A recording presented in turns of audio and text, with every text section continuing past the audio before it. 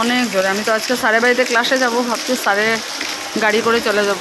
Sir গাড়ি এনেছে। সকাল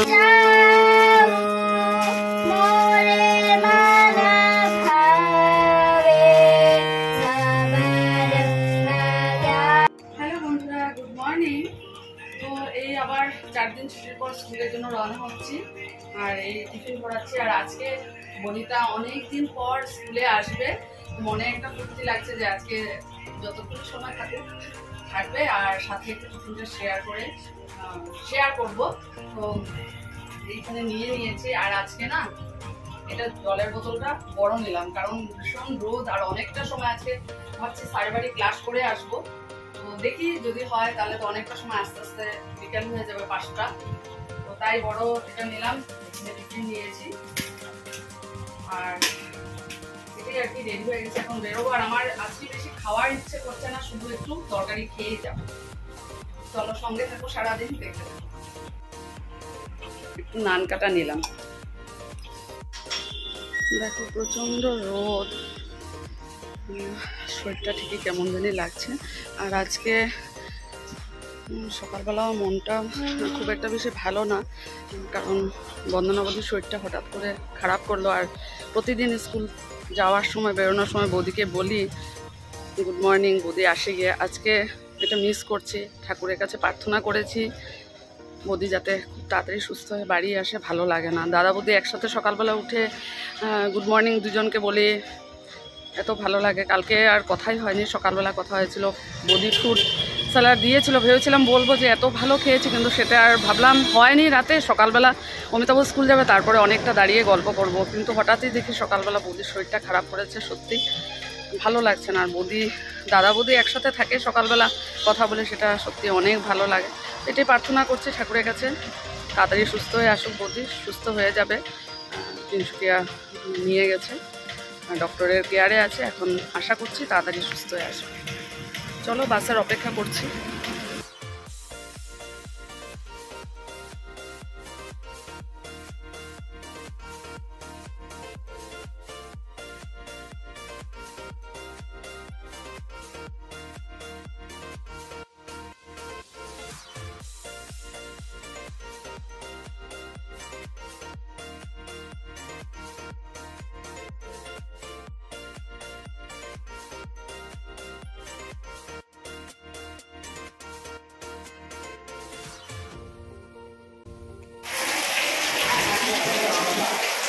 দেখো কি জোরে বৃষ্টি নেমেছে, এতক্ষণ পুরো তুফান দিচ্ছিল, অনেক জোরে। আমি তো আজকে স্যারের বাড়িতে ক্লাসে যাব, ভাবছি স্যারে গাড়ি করে চলে যাব।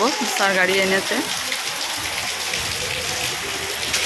সকালবেলা কত রোদ, আর এখন দেখো পুরো বৃষ্টি। স্কুল থেকে বেরিয়ে গেছি, আর এই যে স্যারে গাড়ি করে যাব। স্যার গাড়িটা এখানে রেখেছে, আর দেখো চারদিক পুরো জল হয়ে গেছে, এখন আবার রোদ।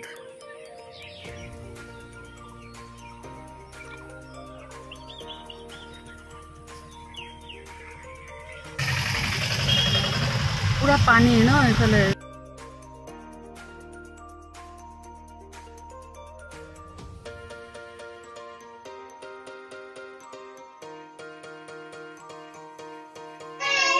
চলে আসলাম স্যারের বাড়িতে, আর এখন দেখো বেশ ভালো রোদ দিয়েছে। ব্রাশটা করিয়ে নিই।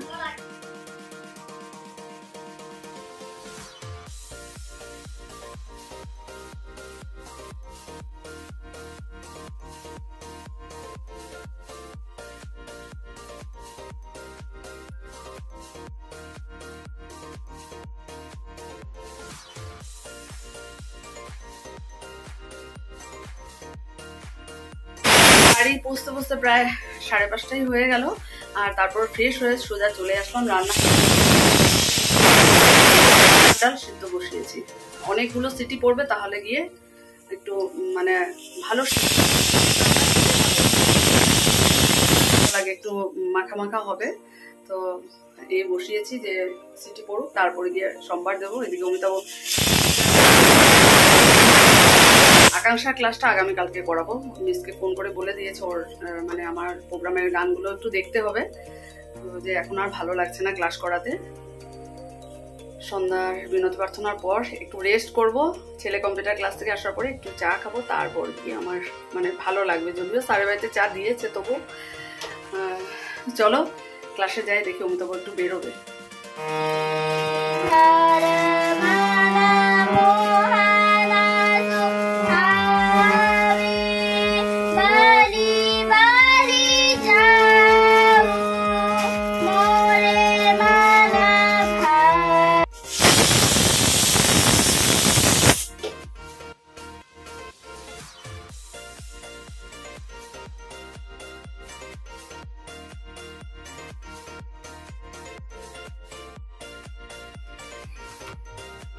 এই দেখো কেক, কাল চিত্রার ছেলের বার্থডেতে এটা দিয়েছিল, আমরা নিয়ে চলে এসেছিলাম, আর এটা এখন বের করে খাবো। তো ফোন করেছিলাম, বললো একটু ডাউট ছিল এগলেস কিনা, তো বললো হ্যাঁ হ্যাঁ এখন আর সব কেকই এগলেসই থাকে। দেখতে দেখো কি ভালো লাগছে না দেখতে। চলো এটা খেয়ে নিই, তারপর চা বানাবো। এদিকে চানা ডাল সিদ্ধ হয়ে গেছে।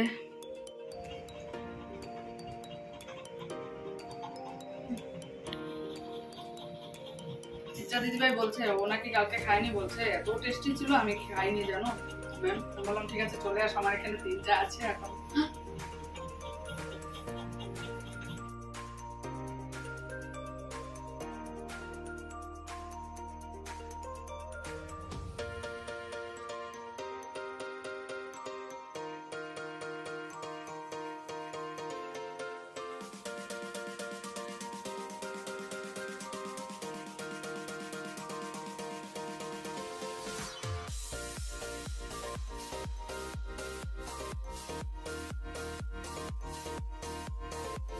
আজকে রাতে ডিনার কমপ্লিট হয়ে গেল, আর আজকে অনেক আর্লি আমরা ডিনার করেছি। প্রতিদিন তো 12টা বেজে যায়, 12:30 ঘুমাতে ঘুমাতে এত লেট হয়, সকালবেলা আবার সেই তাড়াতাড়ি করে উঠতে হয়, ঘুম কমপ্লিট হয় না। তো আজকে অমিতাভ বললো চলো আজকে তো আমিও চলে এসেছি, তাড়াতাড়ি ডিনারটা হয়ে যাক। রান্নাও আগেই হয়ে গেছিলো।